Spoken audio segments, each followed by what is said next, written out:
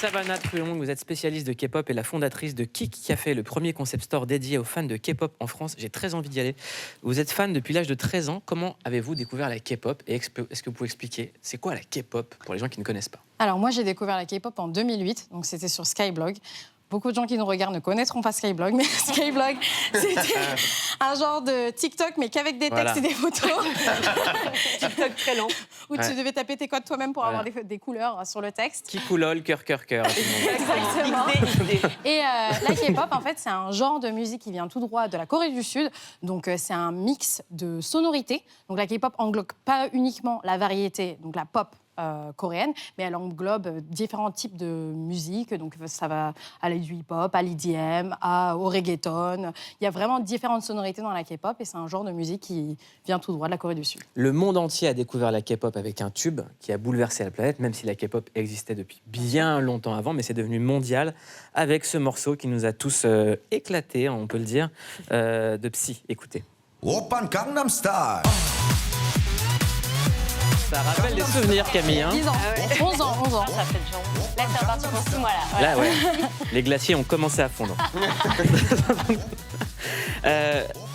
Qu'est-ce que ce morceau a changé, en fait?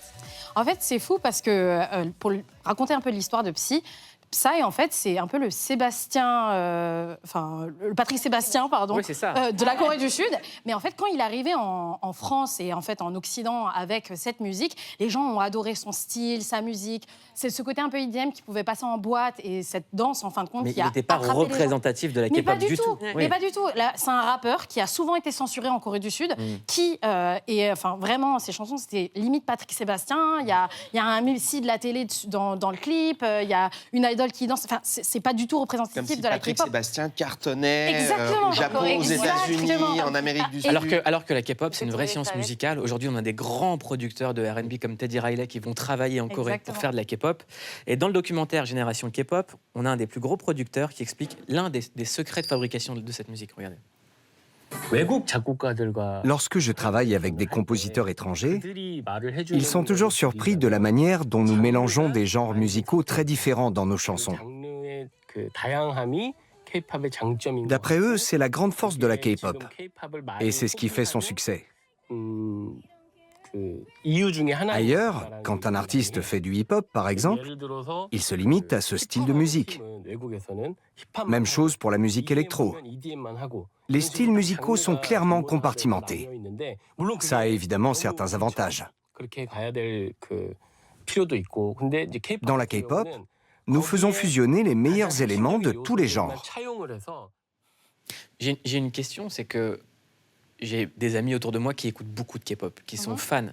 Et ils me disent tout le temps un truc, c'est que le K les dérange. Ils me disent, quand les Beatles faisaient de la pop, on disait pas c'était de la B-pop. Là, c'est de la... Exactement. Pourquoi? En fait, je pense que déjà, c'est une volonté du pays d'appeler ça la K-pop pour justement établir ce soft power coréen avec le K.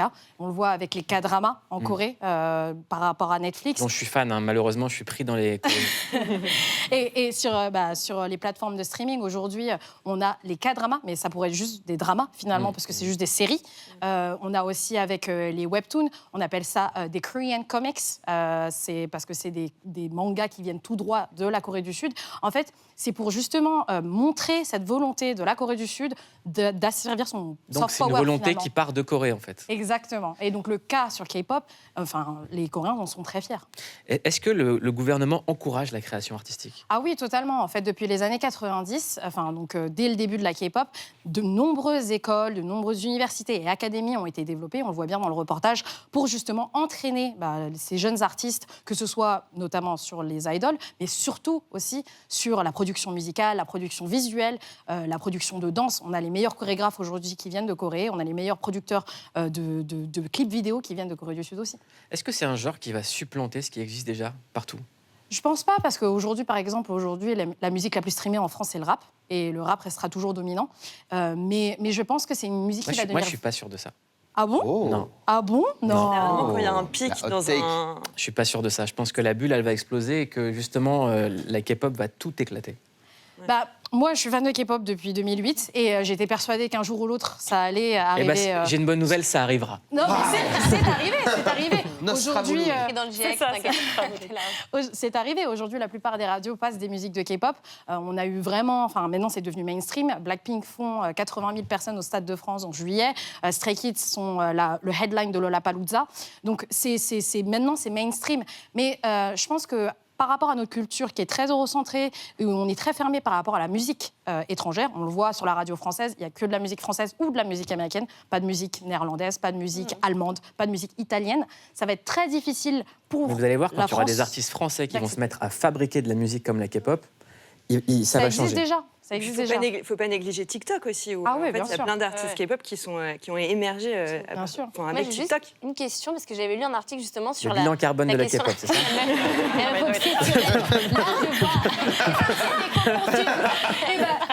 Non, c'est pas du tout la question, promis. Non, c'était sur la santé mentale. Pas fun non plus, je sais. Je sais pas.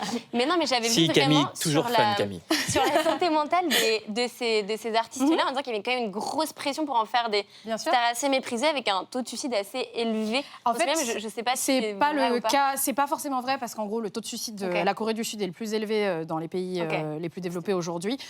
Ils ont un taux de suicide qui est double au nôtre. Donc nous on a 9 personnes pour C'est pas 100 juste 000, la K-pop. eux c'est 22 000 pour 100 000, c'est Ouais. énorme. Donc c'est un fait par rapport à la société en général. Enfin le taux de suicide chez les jeunes est le plus haut au monde. Donc c'est pas du tout par rapport à la K-pop. Ça c'est un truc que je tiens vraiment à préciser. Aujourd'hui dans les 15 dernières années dont moi j'ai été fan, il y a eu 3 suicides avérés et les 3 personnes qui se sont suicidées ont été des personnes qui ont été diagnostiquées dépressives et qui avaient arrêté Ok. leur carrière 2-3 ans avant de se suicider. Donc c'est pas du tout en corrélation et je pense que moi c'est quelque chose que je compare souvent. La K-pop, les personnes qui s'entraînent dans la K-pop ou qui deviennent des stars, c'est assez similaire aux footballeurs finalement. Enfin on a aujourd'hui dans les centres de Pression, en tous les formation, cas, ouais. exactement, dans les centres de formation de football en France, il y a autant de pression que chez un idol de 12 ans qui veut devenir une Il y a- star de il y a- K-pop. le documentaire met aussi en lumière la façon dont les hommes sont perçus et l'image de l'homme dans la K-pop. Regardez. Les boys bands de K-pop mettent en avant un type d'homme androgyne. Un homme qui, d'une certaine manière, ne dégage et ne diffuse pas de sexualité offensive. C'est vraiment un point central. C'est un peu comme le genre queer des boys bands des années 1990. Prenez Take That, par exemple, à leur début. C'était vraiment queer. On retrouve cet aspect dans la culture pop d'aujourd'hui. Et je pense qu'en termes d'identification, c'est un élément qui a manqué à beaucoup de jeunes en Occident. Alors, pourquoi? Pour le coup, moi, c'était le seul point sur le documentaire où j'étais pas forcément d'accord. Eh ben, vous avez raison, on va en parler. Allez, hop. Non, parce que finalement, c'est une vision qui est très, pareil, eurocentrée, où nous, notre masculinité française ou européenne, c'est la masculinité dominante et la seule masculinité qui existe, alors que c'est pas du tout le cas. Personnellement, moi, je trouve que les idoles de K-pop sont très masculins et très sexy. Je suis Je d'accord pense avec que vous. plein de gens sur Terre sont d'accord avec moi, Ouais. et c'est le cas aussi pour Les idoles de K-pop et Ibrahim Malouf. Exactement. De style, après. Mais et donc c'est pas forcément vrai. Je pense que c'est nous qui posons un jugement sur la masculinité coréenne. Par exemple, un fait qui est très vrai, en Corée, c'est totalement normal de se maquiller pour un homme ou de s'apprêter parce que c'est juste considéré comme prendre soin de soi, comme quelqu'un de propre, comme Ah quelqu'un qui va prendre soin de soi, qui a envie de donner le meilleur de soi-même. Alors qu'en France, on le voit très bien. Enfin, il y a très peu d'hommes qui se maquillent. Mais qui ça va prennent soin de leur venir, peau. ça va venir. Moi, je suis la maquillée, K-pop. Yacine est Ouais, maquillée. voilà, Non. comme la K-pop, exactement. Je pense On est pas. le Je pense futur. que c'est juste des différentes valeurs, et je pense qu'il faut juste voir ça plus objectivement. Alors, on vous a demandé un morceau culte de K-pop et vous avez choisi Bang Bang de Big Bang, c'est ça? Oui, bang, bang, bang. Alors, c'est ça. Écoutez.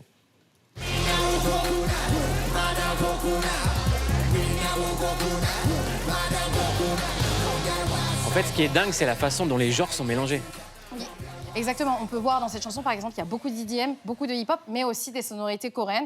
Donc, on entend en fait les instruments comme le gayagum, qui est un instrument traditionnel coréen, qui est une sorte de violon à plat, joué avec des cordes. Et on le ressent en fait dans les sonorités de K-pop, où ils mixent énormément de Il sonorités y a EDM encore et une hip-hop. fois le niveau de production qui est exceptionnel. C'est-à-dire que C'est incroyable. musicalement, chaud, il y a beaucoup. énormément d'instruments et ça sonne tellement lourd. Quand on me demande pourquoi je suis fan de K-pop, je réponds souvent que c'est parce que la production musicale est vraiment supérieure, personnellement, c'est mon mais je avis, suis d'accord, là, c'est un à ce niveau que exceptionnel. j'entends dans les musiques aujourd'hui occidentales. En fait, il y a un niveau de production, il y a des top lines, il y a différentes basses et différentes mélodies dans chaque chanson. Il y a des chansons, des fois, il y a 2 ou 3 mélodies dans une seule chanson, avec des moments complètement de silence, d'a cappella, et c'est très Et impressionnant sur même les les chansons passages K-pop. de rap sont très bien rappés. Ah bah c'est sûr. Pas du tout laissé au hasard. Alors, on vous a demandé des nouveautés. Vous nous recommandez un morceau qui s'appelle Queen Card du groupe J-Idol, c'est ça? Yes. On écoute, c'est ça. Ah oui.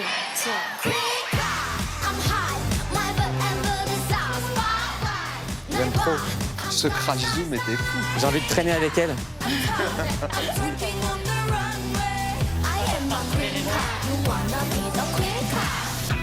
Alors là, c'est beaucoup plus... Beaucoup plus girly, Voilà. pop, très jolie, bien sûr. Après, c'est ça, hein, la K-pop, c'est qu'il y a une diversité musicale. Je pense que toutes les personnes sur ce plateau aujourd'hui, s'ils écoutaient un artiste en particulier ou une chanson en particulier, ils se diraient « Ah, mais ça, j'aime bien, en fin de compte, parce que c'est de Il y la a un pop. groupe de K-pop pour chaque personne. » Exactement.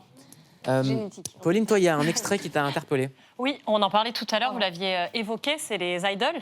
Donc ça, ça vient aussi de la culture japonaise, c'est-à-dire ces bien sûr. stars, voilà, au départ des jeunes garçons, et ça a commencé dans les années 70, et puis maintenant des filles aussi. Et c'est très difficile d'être une idol parce que c'est très exigeant.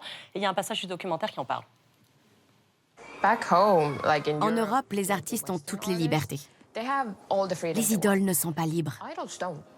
Vous n'avez pas le droit d'avoir de relations amoureuses.